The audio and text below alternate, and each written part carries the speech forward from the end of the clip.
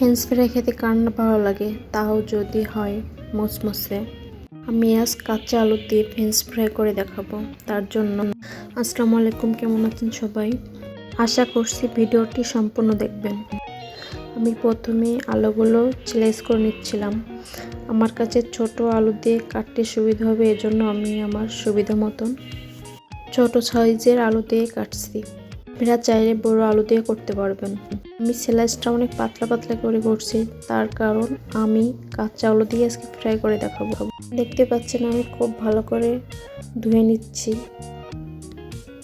এতে সামান্য পরিমাণ লবণ দিয়ে মাখিয়ে রাখবো, যাতে করে সফট হয়।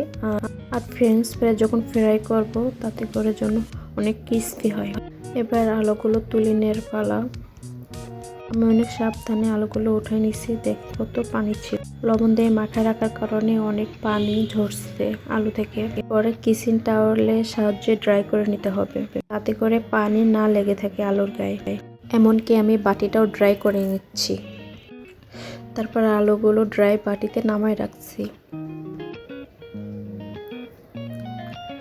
এবার বাসায় কর্নফ্লাওয়ার বা ময়দা যেটা থাকে না কেন, আপনি ওটা দিয়ে মিক্সড করতে পারবেন। আমার কাছে কর্নফ্লাওয়ার ছিল, আমি কর্নফ্লাওয়ার দিয়ে মিক্স করছি। খুব আলতোভাবে মিক্স করতে হবে, যেন কাদা কাদা ভাব না হয়ে যায়। হয়ে গেলেও সমস্যা নেই, চলবে।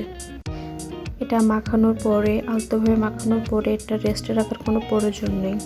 দিকে আপনি মাখাইতে থাকবেন, অন্যদিকে আপনি তেল গরম করতে দিবেন। তেল গরম হয়ে যায়, তারপরে আপনি ফ্রাই করার জন্য দিয়ে দিবেন।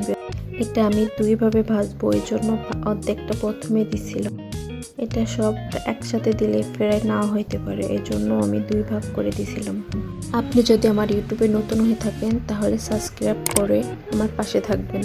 আর যদি ফেসবুক পেজ থেকে দেখে থাকেন তাহলে লাইক অ্যান্ড ফলো করে পাশে থাকবেন। আমি বারবার নাড়াচাড়া করে দেখছিলাম যে কতটুকু ফ্রাই হলো। এগুলো ফ্রাই হয়ে গেছে, এজন্য সেকেন্ড টাইম বাকি যে অর্ধেকটা ছিল সেগুলো দিয়ে দিছি।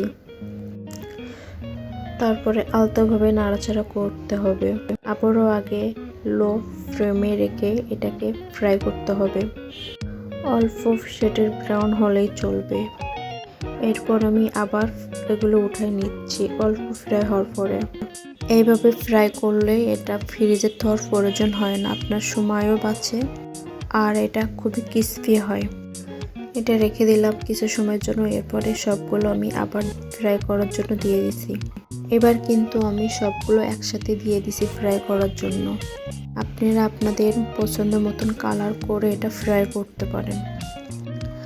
আমি একটু বেশি ব্রাউন পছন্দ করি, সেজন্য ব্রাউন কালার করে নিছি। একটু বেশি ক্রিস্পি হবে সেজন্য আমি ব্রাউন কালার করতেছি। আমার কাছে এটা পছন্দ লাগে সেজন্য আমি করলাম। আপনারা চাইলে এটা স্কিপও করতে পারেন। আপনারা আপনাদের পছন্দ কালার করে ফ্রাই করতে পারেন। এই তো আমার ফ্রাই করা প্রায় শেষের পথে। আর একটু ব্রাউন কালার হলে আমি এটা উঠাই নিব।